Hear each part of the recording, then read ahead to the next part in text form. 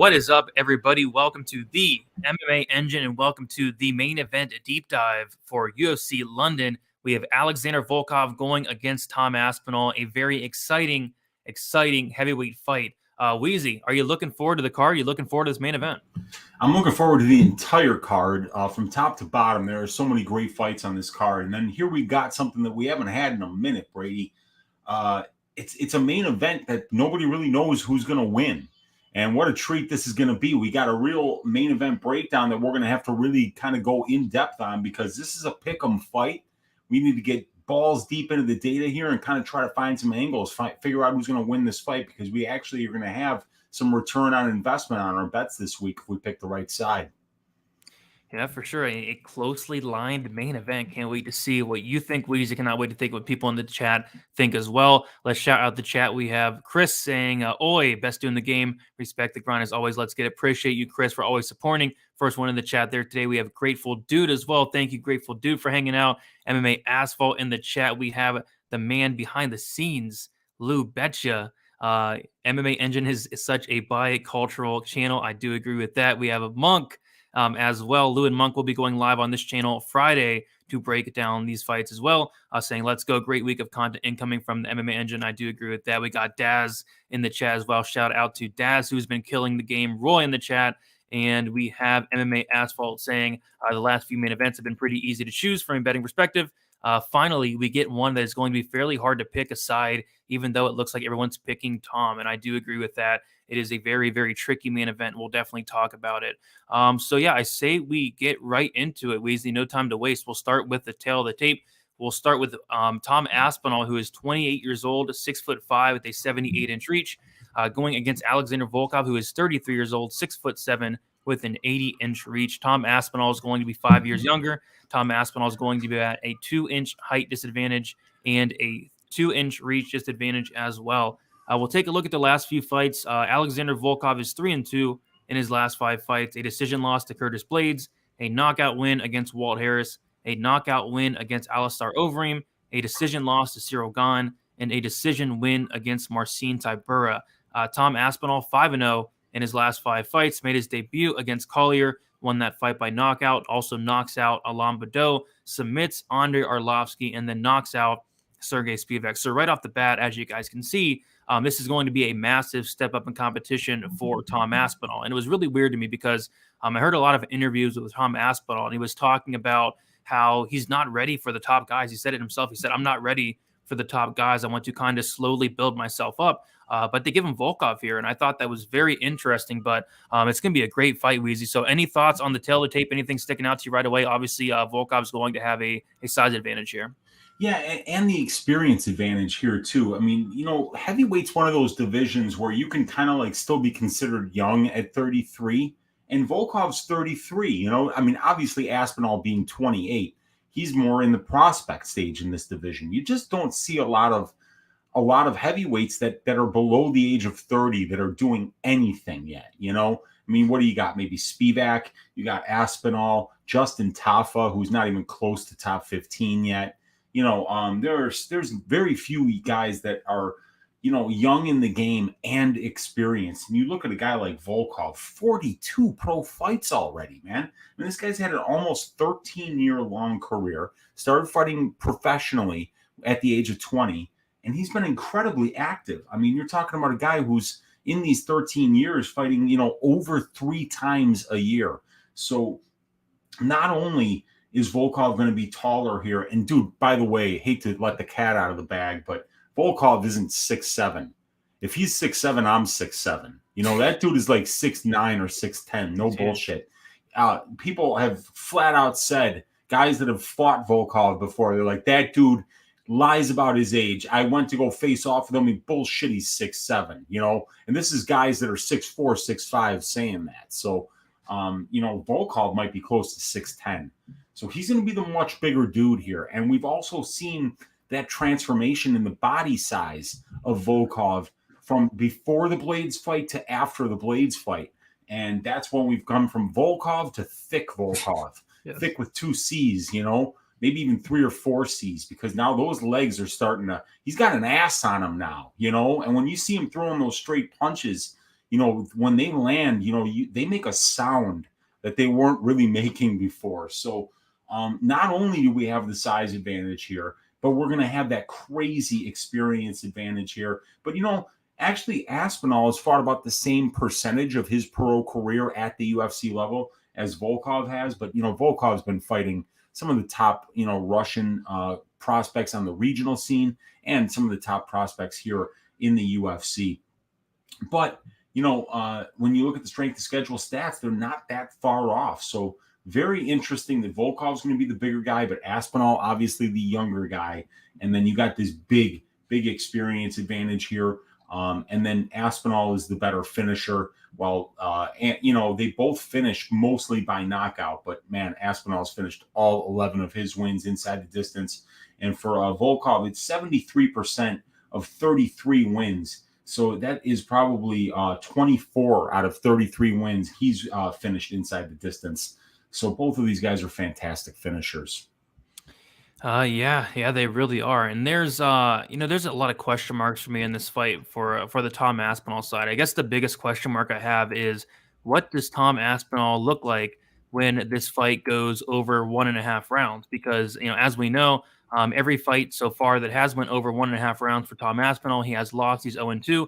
He had that illegal elbow in the second round, and then also he did get heel hooked by Stuart Austin back in 2015. So both a long time ago, but still we have not seen him extended. We did see him extended a little bit in the Andre Arlovsky fight. He went into the second round. He did look a little tired, but he was able to go in there, get a takedown, and instantly submit Andre Arlovsky. So this is a fight where I want to see what Tom Aspinall looks like as the fight goes on.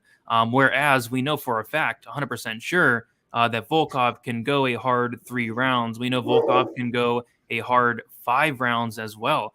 We saw Volkov have a semi-competitive fight with Cyril Gane. It was one of those fights where it was a clear win for Gane, but Volkov was right there the whole time. Went 5 rounds, no problem. He went 5 rounds with Curtis Blaydes. Didn't get finished in a fight where Blaydes took him down 14 times, and Volkov kind of came back late in the fight. Was fresh there.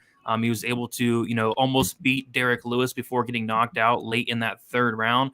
So what I'm trying to say is, we have seen Volkov get extended, whereas that's still a question mark for Tom Aspinall, and that's what kind of scares me in this fight, Weezy. Yeah, it should if you're on the Aspinall side, because the guy could have fantastic conditioning, right? I mean, he could just be a guy that could cruise for 5 rounds, bounce around, look athletic, pop out a bunch of volume. But how the hell would you know if he could or not? Because this dude is just starching everybody so fast. I was DMing Brady earlier while I was saying, hey, I was going to watch all the Aspinall UFC footage. I'll be back in 10 minutes, And then like every 2 minutes, I'm like, man, he starched Collier. And then I'm like, man, he starched the shit out of Badeau. And they're like, wow, look at that tight takedown he got on Arlovsky. And then the Spivak fight was quick as well. And, we just don't know. Another thing that we see on the regional scene, Brady, is Aspinall being taken down. And the takedown defense doesn't look good.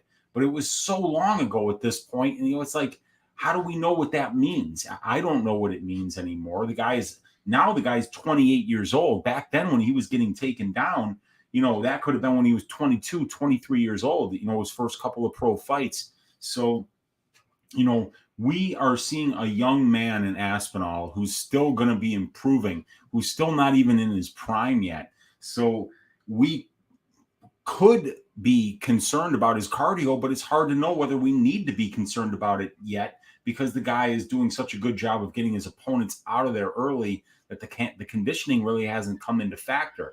But we do know, even in Volkov's last couple of fights here, Gane and Tybura in particular, he goes the distance in both fights. He wins the 3rd round against Tybura.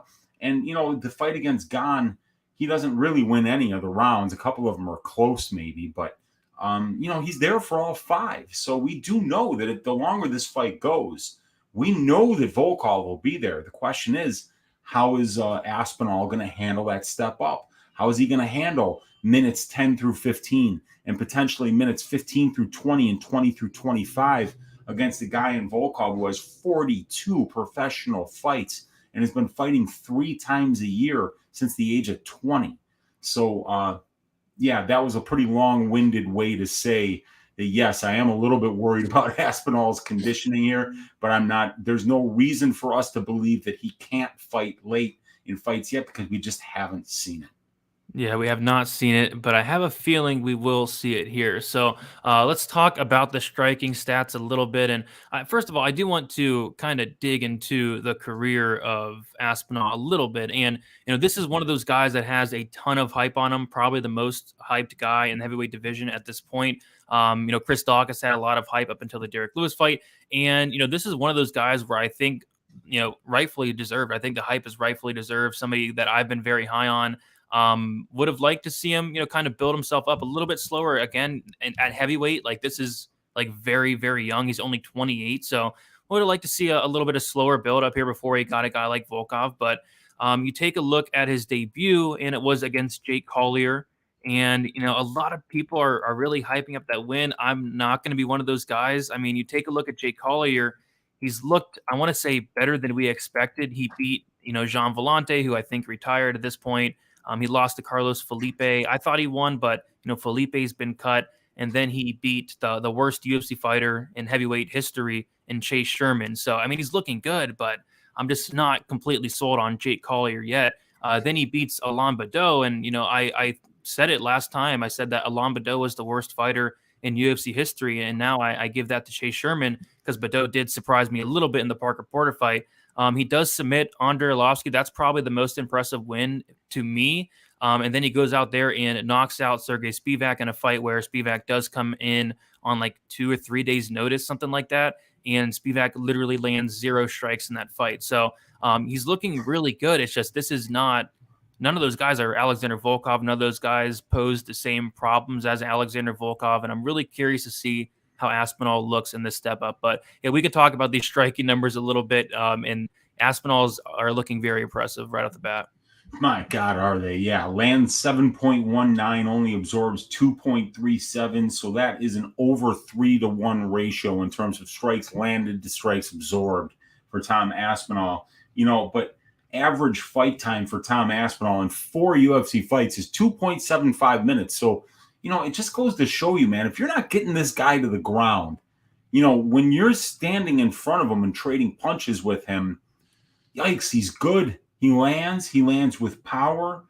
He's showing a 70% striking defense, despite the fact that he's never been on his back. So it's not even like, he's blocking short shots, that have a low percentage of landing in a ground and pound position. This guy's got 70% striking defense from distance. So he's light on his feet. He moves very well. You can tell he moves back and on angles when defensively very well. And he's fast and he covers distance well. At only a 2-inch reach disadvantage, I don't think that that's going to be much of a problem. We saw Marcin Tybura closing that range against Volkov in the last fight. And Aspinall, when he throws, he kind of keeps people on the end of his punches. He does do a good job of covering distance when he's throwing those hands of his. But, when we look at Volkov here, and this is, an Alexander Volkov who's fighting a guy who has an average record of 10.2 wins and 6 losses in the UFC. So this is 10 UFC fights, right? He's landing 5.21 and absorbing 3.19. So, that's a fantastic ratio over a bigger sample size and facing a way, way better brand of competition. If you take, I think I've got it in front of me, because we see that, when you look at the strength of schedule stats here, it's kind of skewed by the fact that he's fought Andrei Arlovski. If we take Andrei Arlovski's record out of the strength of schedule stats for Aspinall here, the average, the total record of the guys that he's facing are 10 wins and 11 losses. And when you strip out those 3 losses, it's barely over a 500 record for his opponents. So, this is a guy who has been doing these things, 5.13 landed, 3.14 absorbed, over a much better level of competition here. Volkov not really showing heavyweight power, only landing 3 knockdowns in 10 fights, while Aspinall, on the other hand, is landing 2 knockdowns in 4 fights and landing a knockdown on over 2.5% of the significant strikes that he's landing. So you see that averages out to 2.73 knockdowns per 15 minutes, while for Volkov it's only 0.27. And of those knockouts that Aspinall has gotten, 3 of them in the UFC, you know, 2 of them have been on the ground. So yeah, this guy is definitely very good at stopping people on the ground as well as on the feet here. But will he be able to close that distance against Volkov? Somebody who's got a really good kickboxing pedigree and has shown the ability to outland and outpoint opponents that are much better than Aspinall, at least on the aggregate in terms of records. That's going to remain to be seen. But boy, is Aspinall so good on the feet, man. I got to believe that even though he's taken this step up in competition and that we've seen Volkov in there with better kickboxers, that Aspinall's skills are going to translate at this level. At least for a round and a half, I think so as well. Aspinall is legit power. This will be in the bigger cage, and on top of that, I think this is going to be the first fight for Aspinall that's going to be in front of a full crowd, right? I think all his other fights are in the Apex. I believe so, because, I mean, even if we look at the advanced stats here for Aspinall, we've got from 2020 to 2021 here, you know. So, yeah, it was March of 2020 when the COVID stuff really started to spread. So it looks like he's been just a COVID era fighter. So he hasn't been fighting in front of any crowds yet. Yep, so that is something to mention as well. But yeah, let's talk about these grappling stats a little bit, because we all know, you know, the narrative. Tom Aspinall is a black belt. I personally think he'll have really no success in terms of getting down Volkov. I actually think it would be a mistake to try to take down Volkov here. Volkov's takedown defense is very good, and you know it's very good when it's 75%, and that's after fighting Curtis Blades. And I know we did the math before in the past of, you know, taking out the Curtis Blades fight, and it's probably, you know, a lot even better than 75%, which is already good. But I think it'd be a mistake for Aspinall to go for takedowns here. I think Volkov has very good takedown defense, much improved takedown defense. And it's not like Volkov is some bum on the mat like Alain Badeau. Volkov is a legit brown belt in BJJ, and I think he can hold his own. So if I'm Tom Aspinall, I'm not trying to take down Volkov. I think that's only going to expend unnecessary energy. Do you feel the same way, or do you actually think Tom Aspinall can take down Volkov? Well, I think, you know, if he did what he did against Arlovsky, that he could surprise him, right? But I don't think that that's what he wants to do. It's a 5-round fight in order to push a wrestling heavy game plan, and we're already questioning whether the guy can go a full 5 rounds because we've never seen him do it before. Never even seen him go a full 3. So, yeah, I think that's a very good point. And let's talk about the takedown defense of Volkov here. We see that his opponents have been successful on 19 of 76 takedowns. But if you throw out the Blades fight, and let's talk about the Blades fight, because that was a COVID era fight, and Volkov couldn't find any wrestling training partners to work with him during that. So Blades was 14 out of 25 on takedown attempts. If you throw that fight out, his opponents, Volkov's opponents, have been successful on 5 of 51 takedown attempts. Pretty good. That's over a 90% takedown defense here for Alexander Volkov. The only other guy to take him down more than once was, let me get this here. Was it Werdum? Werdum, if I take a guess? It was Werdum, a Brazilian Jiu-Jitsu world champion who took him down 3 times and controlled him for 399 seconds. And outside of that, here's the amount of control time that Volkov has given up per fight: 121 seconds, 19 seconds, 15 seconds, 0 seconds, 0 seconds, 43 seconds, 0 seconds. He gave up 272 seconds of control time to Roy Nelson in a 3-round fight, and he gave up 273 seconds of control time to Timothy Johnson in a 3-round fight. And those guys are big-time wrestlers. And yet, even those guys, Johnson and Nelson, were a combined 2 of 16 on takedown attempts against Alexander Volkov. So this guy is very difficult to take down, even more difficult to hold down. And now that he's gotten bigger and thicker ever since that Blades fight, I think it would be stupid for Aspinall to take him down, because just we see how good the guy is on the feet. That's probably where he's going to be better than Volkov here. It's probably where he has a chance to land the heavier strikes. He's just faster, man. He's just way faster than Alexander Volkov here. And I think that's going to make a huge difference if he's able to close that distance. Yeah, very well can. And yeah, Tybura went 0 for 16 on takedowns, 0 for 16. And I do want to talk about that Tybura fight a little bit because that is a big talking point this week. I did have a bet on Volkov. I want to say got him around like minus 250. I will say he did not look minus 250, and he looked like off in that fight. I mean, I've never seen Volkov. Well, first of all, he started the fight off. It was like a couple minutes in, and he was breathing with his mouth open like instantly as soon as the fight started. And then he looks very tired in the second round. Then luckily he kind of gets it together in the third round, but he just looked off to me. I'm not sure if there's like an injury, if something happened. I know what happened. What happened? Fight Island. Was that it? It was Fight Island. That fight took place on Fight Island. And you watch, man, you want to see some horse shit performances by your favorite fighter? I'll bet you they happened in Fight Island. Dude, listen, you know what's crazy? So, like, we're watching these fights at 10 o'clock at night, a main event. Dude, these guys over there on Fight Island, they're fighting at 4 or 5 o'clock in the morning, right? So if you're an American, you're over there fighting at like, 9 o'clock at night, but it's pitch black over there, and it's actually, 5, 6 o'clock in the morning. So it's strange for you. But what's even worse is that now if you're from Europe, like a lot of these fighters that fight in Fight Island they're actually fighting in what's the middle of the night for them, so they go over there and they're not fighting at 8, 9 o'clock their time at night. They're fighting at 4 or 5 o'clock in the morning. So a lot of these guys just look off. You remember when Collier Roundtree looked like shit against Pratchino? That was a Fight Island fight. And when I was breaking down that fight, I noticed that it was Fight Island. And I said, some of these guys, some people just shit the bed there. It's a completely different place. It's a place where a lot of fighters have had really bad performances. And I was watching that. I'm like, look at that. His mouth is wide open 2 minutes into this fight. That's not Alexander Volkov.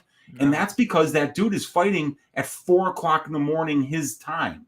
And it's, you're not really switching time zones going from Russia to Dubai that much, or from Moscow to Dubai, I should say. But what you are doing is, because it's being, shown here in the States at prime time at night, you're fighting at the crack of dawn from where you're from. So it's just, people aren't used to fighting then. Yeah, that's a really good point. And George also says that he had COVID and his wife is in the hospital, had to take weeks off during his camp against Tybura. Well, that could do it as well, right? That would be horrible, man. I mean, you had COVID in there, and then you got a pregnant wife, and dude, or not pregnant, but if his wife was in the hospital, that obviously is awful. Nobody wants to see their loved one in the hospital. So, yeah, it was a weird one, man. Sometimes you get the story. Like, I had watched, which one was it?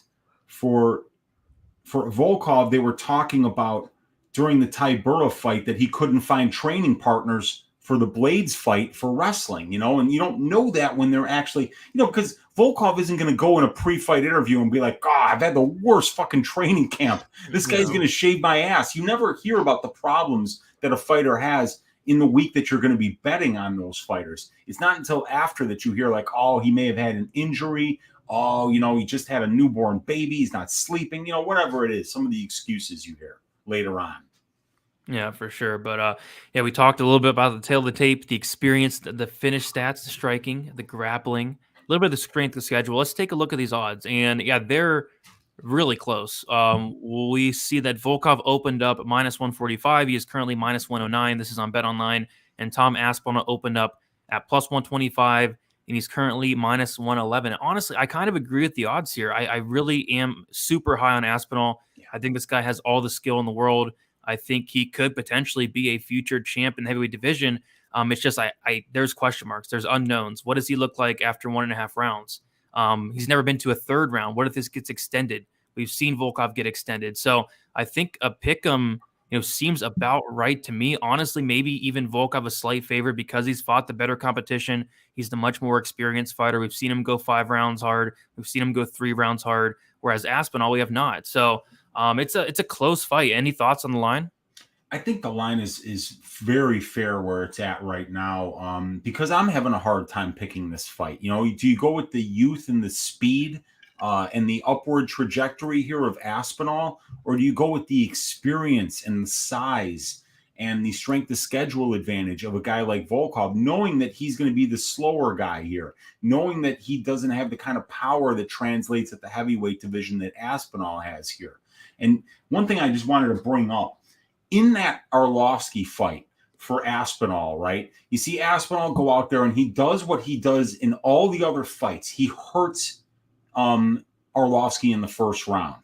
Yeah. Then he swarms on him, right? And he's landing a bunch of shots. And Arlovsky is covering up, doing just enough to not get the fight stopped, and then throws a couple of hooks, gets his back away from the fence, and then the fight starts again. And then you see Aspinall close the distance, put Arlovsky's back against the cage, and rest for like 45 seconds. And I was like, man, you don't see a lot of young fighters have that kind of realization when you're this close to finishing. Sometimes the adrenaline gets the best of you. And especially you would have to worry about that in the situation for a guy like Aspinall that we've never seen go the distance. You could see him hurting somebody early, expending all the energy to get him out of there, and then losing the fight later on. And he had that opportunity to do that against a grizzled, very smart fighter in Arlovsky. And Arlovsky's a very smart fighter. He's completely changed the way that he's fought, and he's brought this longevity, and he's made so much money at the end of his career just fighting smart, exploiting his opponent's weaknesses, trying to be a point fighter. Well, you see Aspinall almost get Arlovsky out of there and say, you know what, I better rest here because this fight's going more than a round. This is going to be the guy that's not just going to go away. And what happens? He rests for the end of the first round, shoots a blast double and moves his feet throughout the entire thing, gets the takedown on Arlovsky in the second round, and finishes the fight 3 seconds later with a rear naked choke. So I liked that fight IQ that we saw from Aspinall there, because he could have emptied the tank there trying to finish a grizzled veteran, and he didn't.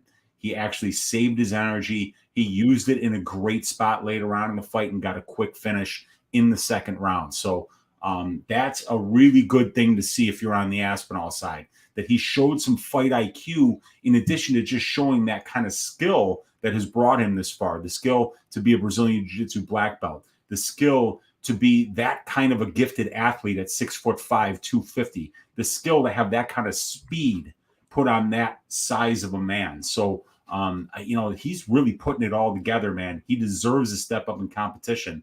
We're just gonna have to wait until Saturday to see how he handles it.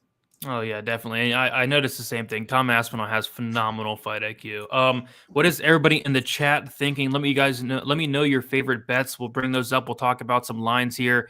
And we have a bunch of props out. So they set the over under at 2.5 rounds. The over 2.5 is -170. The under 2.5 is +140. And me and Weezer were talking about this earlier. They have the fight doesn't go on Bet Online -240. The fight goes at +190. The fight doesn't go to decision on 5 dimes is like -165 for some reason. The fight goes to decision there is +125. In terms of the time props, what are you thinking? I'm kind of thinking the fight doesn't go to decision, if anything, but I'm going to kind of wait and see where that line goes. Looks like money's pouring in on the fight goes in the overs here. Yeah, I mean, so when I see a guy like Aspinall, right, 100% finish rate and 11 wins and a 50% finish rate in his 2 losses, 12, 13 fights finishing inside the distance.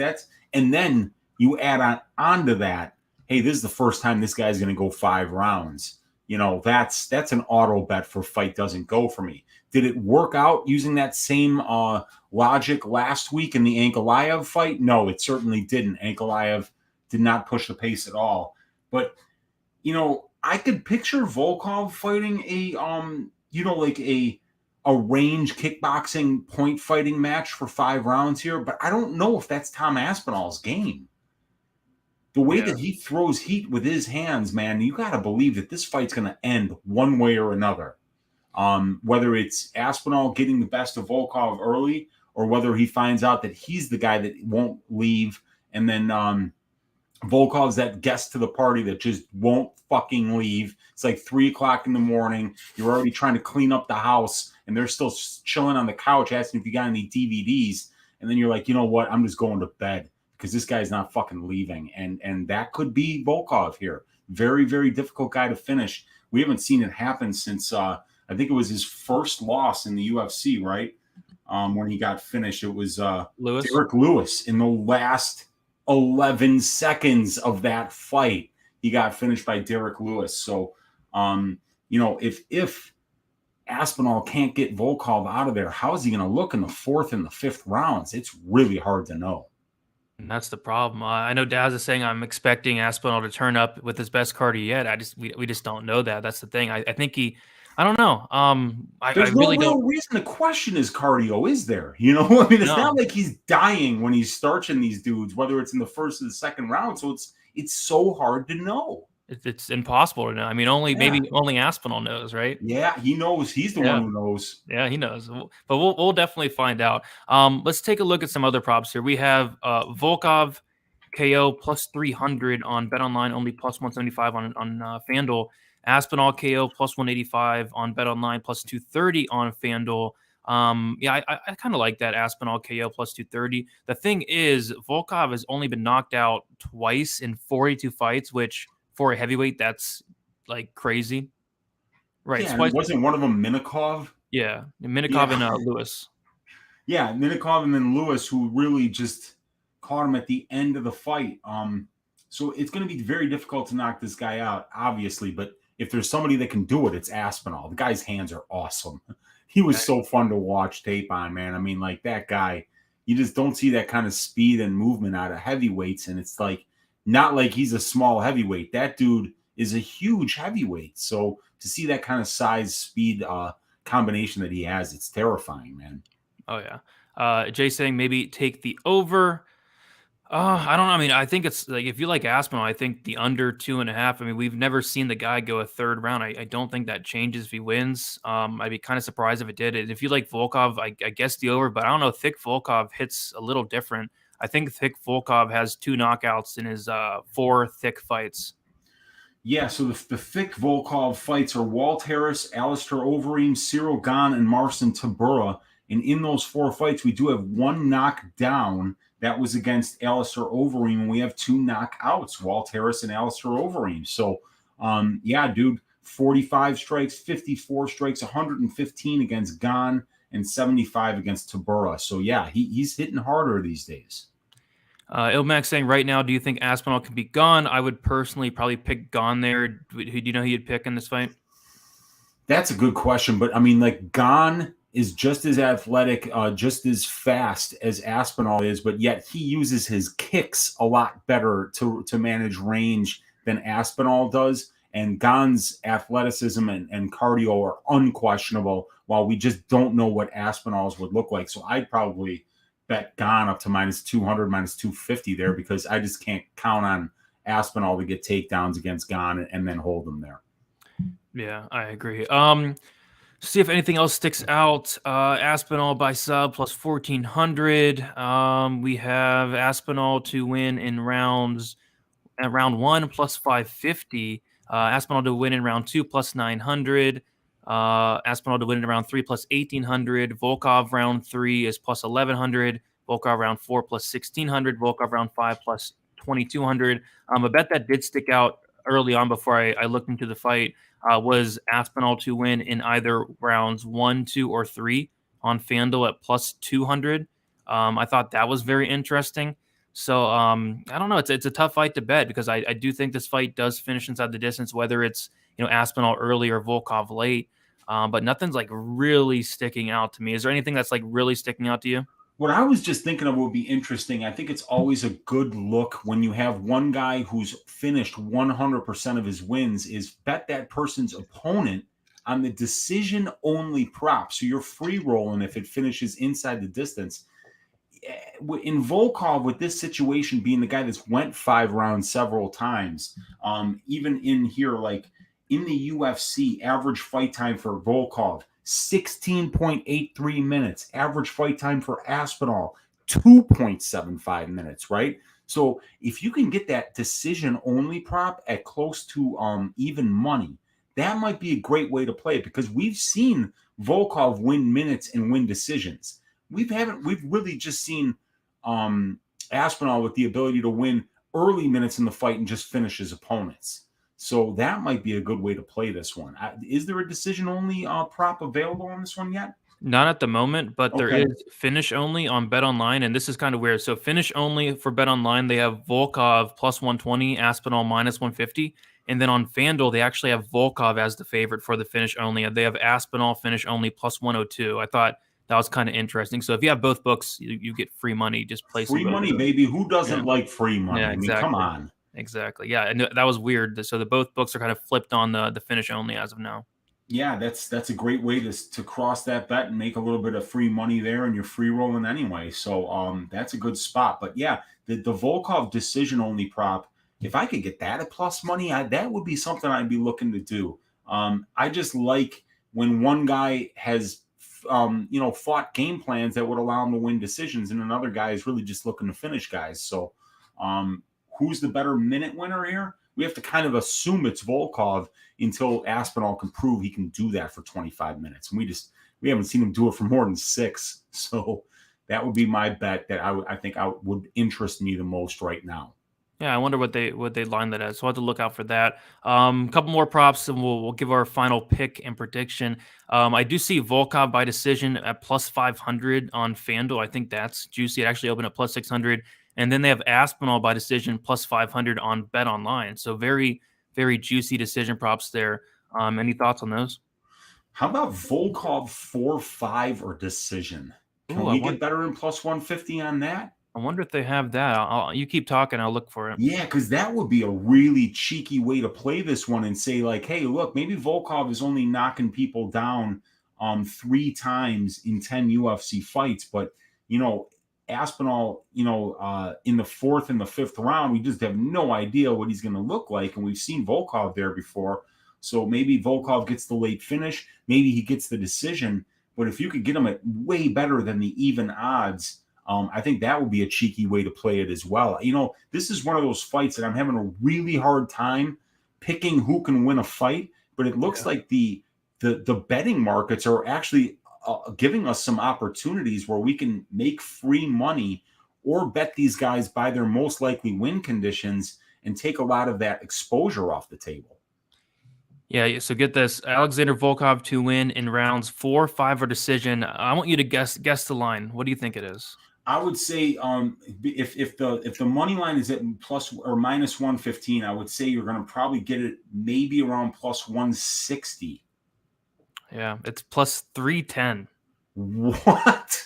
310. What, dude? I like that. I Yeah, like that. And then maybe you hedge a little bit with Volkov round 3, yeah, just in case. Because at plus 300, huh? yeah. And then Aspinall, they actually moved the line. It was plus 200 for the 1, 2, 3 for Aspinall. It's now plus 240. Wow.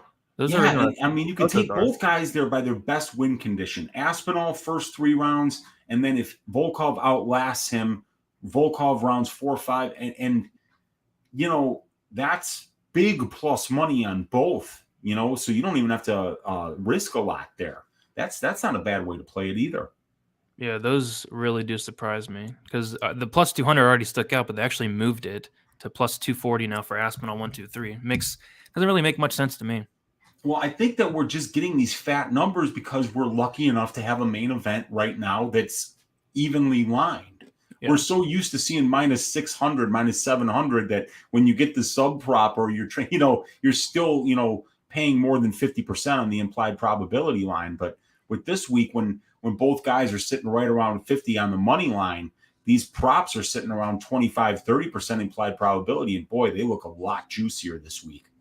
Yeah, they do. They do for sure. But yeah, we talked about the tail of the tape, the experience, the finish stats, the striking stats, the grappling stats, the strength of schedule. We talked some betting odds, some bets.